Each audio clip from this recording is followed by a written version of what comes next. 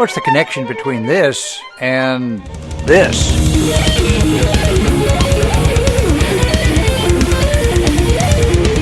The person who makes the connection is Yngwie Malmsteen, this Swedish guitar legend who bridges centuries with these two pieces of music. Mr. Malmsteen is known as the king of the neoclassical shred guitar. He joined us in our studios. Thanks so much for being with us. Hi, thank you very much. Thank you. So did you hear Paganini and think, I can shred that, or what? Well, I grew up in a family that was very, very musical and learned the blues and everything like that and basic stuff, and became a little bit frustrated with the simplicity of rock and roll and blues. I started listening to a lot of classical music, mainly Bach, Vivaldi. And then one day on TV, I was about 12 or 13 years old. There was a Russian violinist, I can't remember his name, that was playing the solo violin, 24 Caprices for solo violin by Niccolo Paganini. And I completely freaked out because I knew that's what I was hearing in my head, you know. I decided that I was going to use all the arpeggios and linear notes and wide vibrato of the violin. So yeah, I've always been a little bit of an extremist. So I decided to go all the way with this.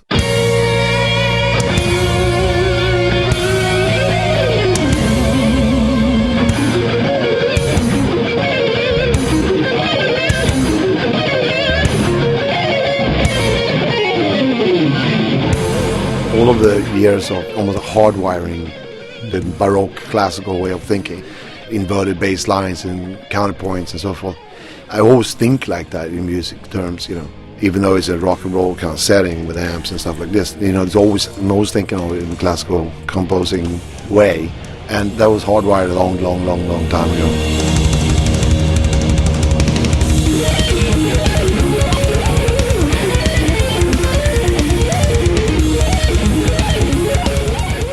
On my 5th birthday, I was given a guitar. Actually, my 4th birthday, I was given a violin. And then my 5th birthday, a guitar. And I didn't start to play until I saw Hendrix on TV. And they showed him set his guitar on fire and burn it from the Monterey Pop Festival. And I wanted to play guitar so I can learn how to smash it up and burn it. I was only a little kid, so that was my incentive. Well, you can just smash it up and burn it without learning how to play. Yeah, but I wanted to do it proper, you know.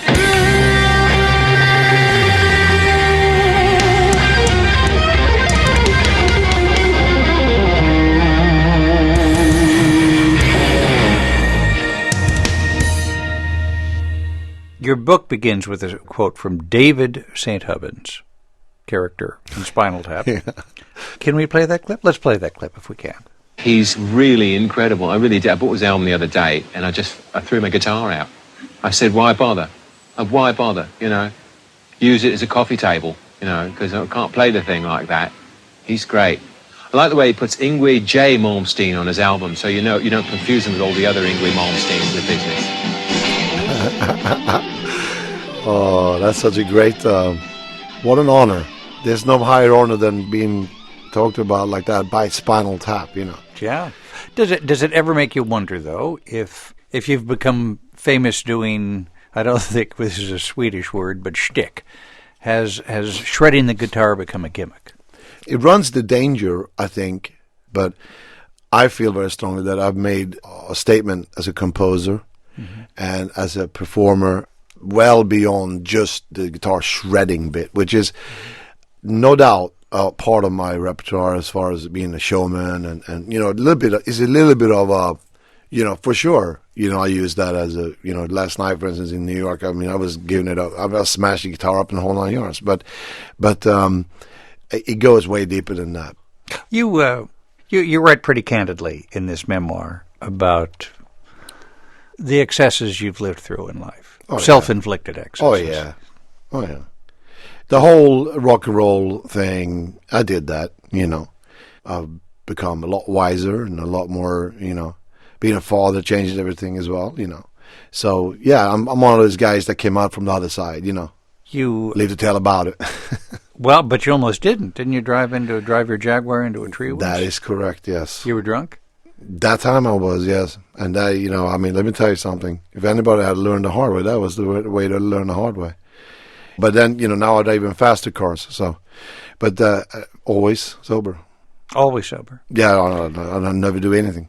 Do you ever worry that people your son's age, as they grow up, will read a memoir like yours and think, despite the fact that you say, I'm over that now, and, that wasn't a good way to live, and I'm better than that now, and I clean myself up, that it's hard not to read an account like that if somebody wants to be a musician and think, that's the way you got to do it, or doesn't that sound Well, like I certainly hope that no one reads it that way. I know my son won't, for sure. Mm-hmm. I know that because, since he could understand anything, I've been letting him know what is bad and good and so forth. So that I'm not worried about. But I would never like to mislead anybody to think that glamorize that kind of behavior, because it's definitely not worth anybody's hardship, to go through it even, Mm-hmm. So no, I would definitely don't try to promote that type of thing.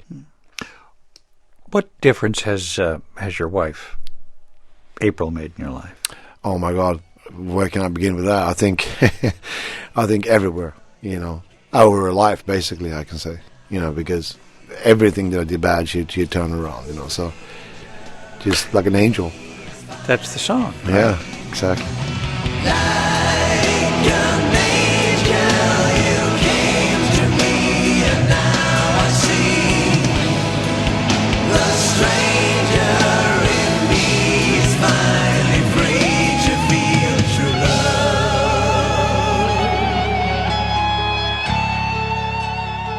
Do you think there's some kid out there watching you the way you watched Jimi Hendrix?